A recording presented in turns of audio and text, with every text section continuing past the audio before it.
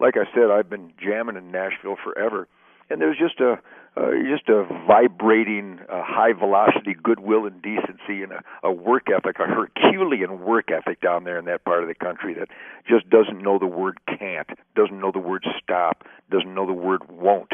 And I know they're going to dig deep and they're going to push hard and they're going to make it right. But God bless the volunteers and those generous Americans that never fail, no matter what charity I'm involved with. And I'm involved with probably, 30 or 40 children's charities, right, and probably that many military charities. And the minute a wounded hero of the military, or like recently a cop that was injured in the line of duty, all of a sudden the community hears of a warrior who helped the community, who stands up for the community. Boy, the average American just is so generous, so giving, so loving, so caring. So a salute to everybody who's volunteering, and the guy that provided the semi-tractor trailer. I remember back in Detroit when I was on the radio there many years ago, there was a horrible hurricane down in Florida. Right. And there was thousands of people displaced. And I remember we had a convoy of something like a dozen tractor trailers that went down there with the kind of supplies that you were talking about, Mac. Fresh bottled water, blankets and first aid kits and diapers and baby food and the basic necessities. So I know America will always dig deep when their fellow Americans need it.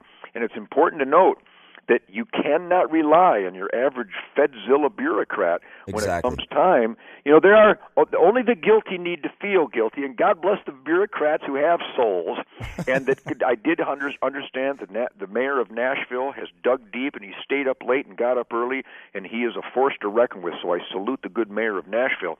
But we the people will always get the job done in a more efficient and a more focused manner. They'll see a neighbor who needs help immediately. Bang, they're right there. And again, I refer to the term blood brothers. I would love to see the day, Mac, that I witnessed growing up in Detroit in the 40s and 50s and 60s, when a fellow Michiganiac, a fellow Detroiter, saw a neighbor in need, bang, they covered him. Right. They absolutely provided everything they need, and that's where the term blood brother comes from. I would love to see the day when America acts as they're acting in Nashville today, when they're helping their neighbors without any worry about the time clock or about compensation. They're just doing it because they love their fellow Tennesseans. Right. I would like to see the day Americans start doing that outside of emergency conditions, where we just do it the way so many neighbors and so many Americans still do in communities. And what Nashville is doing, what Tennessee is doing, what you're doing there, Mac, what I'm sure the heroes of the military and law enforcement and the emergency services are doing, that's the neighborly, loving, fellow neighbors America that I remember and I know is alive and well today, especially when there's an emergency like the Tennessee floods.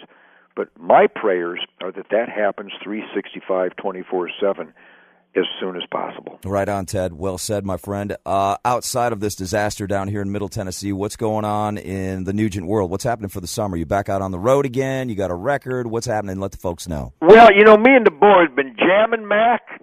I got Mick Brown on drums. He's an animal. And I got Mr. Greg Smith on the bass guitar. He is a funk brother bass god. And I literally am just melting with humility on the phone here with you, because I'm the luckiest guitar player in the history of animal noises. These guys are so inspiring.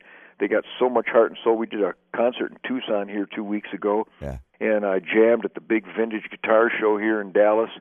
And I'm 61 years old, but the ghost of James Brown lives in my pocket, because I make James Brown's ghost dance, and I make him dance really fast. That's the way to do it. So the music is on fire. We're going out all summer. In fact, this tour in 2010 is called Trample the Weak, Hurdle the Dead, No More Love Songs. It's Uncle Ted.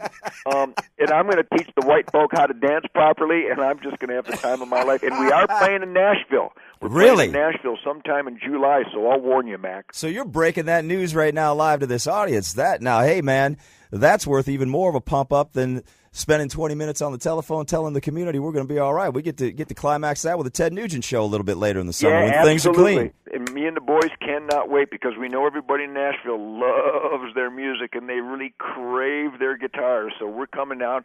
I think it's called, what's the place called? It's the Mud House. or the Wild Horse, Horse in Nashville. Yeah, well, it's underwater right now. Yeah, I was going to say the Mud House. Yeah, Maybe it is the Mud House. It is the Mud House. Maybe it is the Mud House. Well, we'll be down there. Hopefully the Wild Horse will not be the Mud House when we get there, but we're playing there July 14th, the day before Mrs. Nugent's birthday, so I will be cocked, locked, and ready to rock, Doc, and nobody's getting out alive. Uncle Ted, thank you so much for calling in, man. As Mac, always, God bless you in 97.1 RQQ. I got to tell you, you guys got heart and soul. I'm proud to call you blood brothers. In Nashville, the Nugent family is with you. We're going to keep the prayers coming. And believe me, it's not just the Nugent family. It's everybody I know down here in Texas and back in Detroit. We understand that you're going through really hard times now, but our prayers will bring you much spirit.